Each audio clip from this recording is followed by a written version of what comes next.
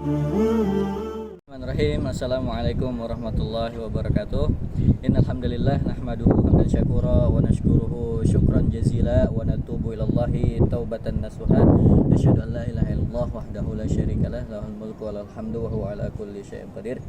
Para jemaah sekalian, teman-teman yang semoga selalu dimuliakan dan dirahmati Allah Subhanahu wa taala, kembali lagi bersama saya Abdul Aziz, pemuda yang punya jiwa petarung untuk sukses dunia akhirat. Ya, harus begini teman-teman. Jadi untuk semangat gitu ya, jangan melehoy gitu muka, tapi harus semangat. Ya.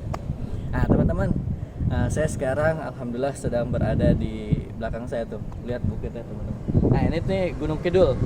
Ya, alhamdulillah tadi saya perjalanan dari Malioboro ke sini sekitar 1 jam ya, dan sekarang sudah sampai di belakang saya pun Gunung Kidul, dan di sebelah saya Parangtritis Beach ya, pantai Parangtritis. Tapi sungguh disayangkan mau ke sana tidak bisa ya. Sekarang kita di sini saja. Nah, teman-teman, sebelum kita lanjutkan, seperti biasa kita buka surah Al-Baqarah di ayat yang kelima. A'udzu billahi minasyaitonir rajim. Ulaika 'ala hudam min rabbihim wa ulaika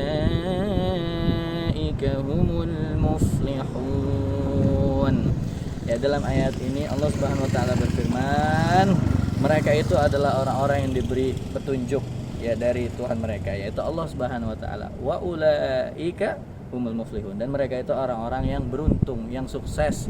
Ya, jadi kalau orang kita sebagai hamba Allah Subhanahu wa taala diberikan petunjuk oleh Allah, itulah orang-orang yang sukses. Apa itu orang-orang yang beruntung itu? Ya, ayat sebelumnya itu ya dijelaskan. Alladzina yu'minuna bil ghaibi wa yuqimunas shalah, ya orang yang beriman kepada yang gaib, mendirikan salat, menunaikan zakat. Kemudian orang-orang yang beriman terhadap apa yang diturunkan oleh Allah Subhanahu wa taala itu Al-Qur'an, kemudian Nabi Muhammad SAW, kemudian kitab-kitab yang sebelumnya, yaitulah orang-orang yang beruntung. Nah, teman-teman yang semoga dimuliakan dan dirahmati Allah Subhanahu wa taala, oleh karena itu mintalah selalu petunjuk kepada Allah Subhanahu wa taala. Makanya kan kita selalu berdoa, Allahumma inna nas'alukal huda wattuqa wal afafa wal ghina. Ini salah satu doa ya yang harus kita selalu lantunkan kepada Allah Subhanahu wa taala, karena ad-du'a'u huwal ibadah. Ya, dalam hadis dari Imam At-Tirmidzi ya, Nabi SAW bersabda, doa itu adalah ibadah. Ya, jadi berdoalah pada Allah, apalagi di tengah-tengah COVID-19 ini ya. Sekarang ekonomi kita menurun, bahkan menurut JP Morgan ya, salah satu peneliti ekonomi ya, itu menerangkan kondisi ekonomi global ya saat pandemi ini itu sampai turun sekitar minus ya 1,1%.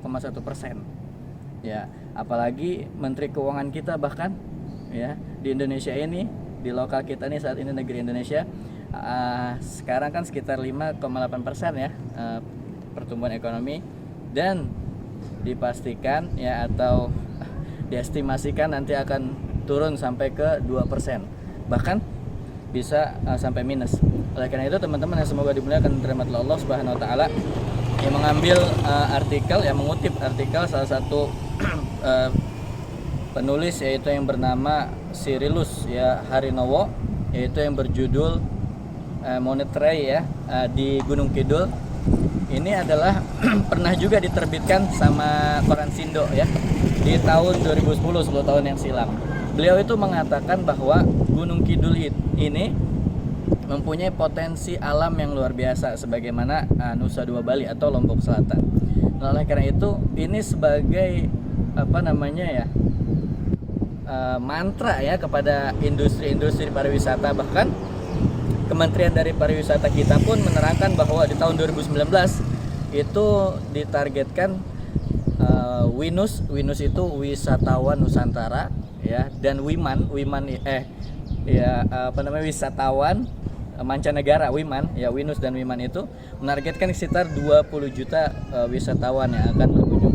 Nah, Jogja ini memang terkenal dengan Borobudurnya ya, bahkan Presiden kita ya itu Insinyur Joko Widodo beliau mengatakan bahwa Borobudur itu merupakan destinasi 4 ya, prioritas keempat destinasi ya yang beliau sampaikan itu. Nah, Ini kalau kita maksimalkan, ya Gunung Kidul ini mempunyai potensi yang sama karakteristiknya ya. Potensinya sama dengan Lombok Selatan. Kalau kita melihat ke Lombok Selatan, Masya Allah luar biasa kan potensi alamnya. Nah kalau kita bisa manfaatkan ini pun, kita bisa menarik wisatawan Nusantara ya, dari Winus, wisatawan Nusantara ataupun wisatawan mancanegara, sehingga pendapatan kita dalam hal pariwisata ini meningkat gitu ya. Karena industri pariwisata ini pemasukannya sangat besar sekali ya bagi kita Indonesia. Nah, karena ada pariwisata ini, tempat rekreasi ini, sehingga banyak ekonomi yang tumbuh tuh. Nah, di situ ada tempat makan, ya coba lihat di situ. Tuh, ada tempat makan ya kan, walaupun sekarang tutup gitu kan karena Covid ini. Di situ ada kamar mandi dan seterusnya. Ekonomi ini tumbuh akibat apa? Akibat pariwisata tadi. Ya, oleh karena itu kita harus benar-benar memaksimalkan peluang apa yang bisa kita berikan kepada masyarakat. Satu intinya, fokus terhadap apa yang kita bisa. Jangan fokus kepada apa yang kita tidak bisa. Itu teman-teman ya. Assalamualaikum warahmatullahi wabarakatuh.